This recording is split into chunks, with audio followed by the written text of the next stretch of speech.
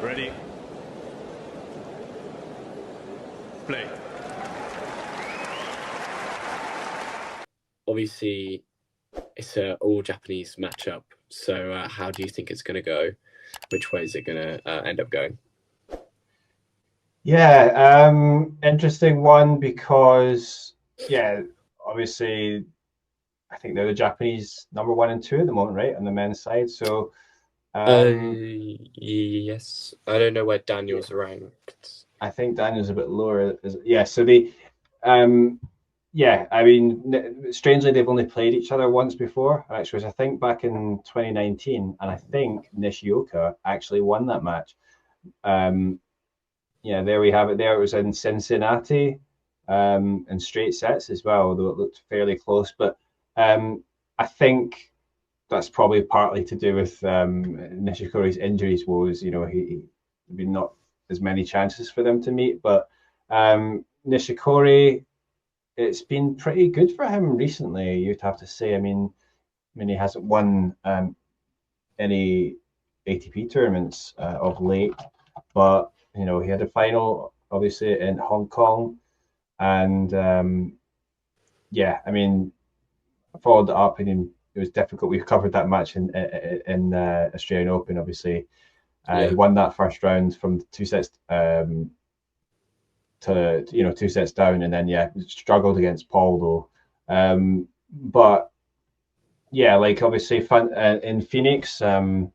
He had some wins there and got to semis, but then he lost to João Fonseca, which is, a lot of people are losing to João Fonseca these days. And, I think he's been competitive. I mean, the other guys that he's lost to, I mean, he's lost to Umber in Indian Wells, but I think Nishioka, yeah, I'm feeling a little bit more positive about Nishikori's chances in this, but I do think the thing is it's maybe not so easy because Nishioka will obviously know Nishikori well and obviously what to expect and it'll be interesting. I think it could be a fun one, but I kind of giving the edge to Nishikori just because yeah, he feels solid at the moment and like as I think John's pointing out there, Nishioka is volatile. I mean, yeah, he can be a bit inconsistent, and actually, and also another thing is, the physical struggles. You see, I don't think he has played since Delray Beach, and he had to draw injured there. So, um, yeah, that's always like a bit of a question mark with Nishioka. I mean, obviously he's not it's not the biggest player, and that's obviously going to make it a bit more physically difficult.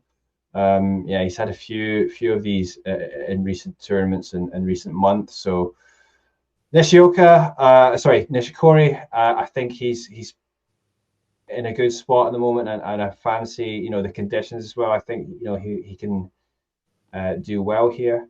I think has he not been based Nishikori out of Florida, right? Yes, I believe so. I think so, Yeah, yeah. so yeah, that's right, IMG and all that as well. So yeah, think it's going to suit him, and I'm expecting him to possibly come through. But I think actually he's going to do it in straight sets. But let's see how it goes. Yeah. An hour. Sorry. Straight sets. I think that's fair enough. I think Nishikori's just probably got that higher level to go to, especially over three sets. Yeah, Obviously, maybe in a five setter it'd be a different sort of story, but I think over three sets, Nishikori will get this done. If you enjoyed this video, make sure you hit that like button. Don't forget to subscribe and click that notification bell so you don't miss out on all things tennis.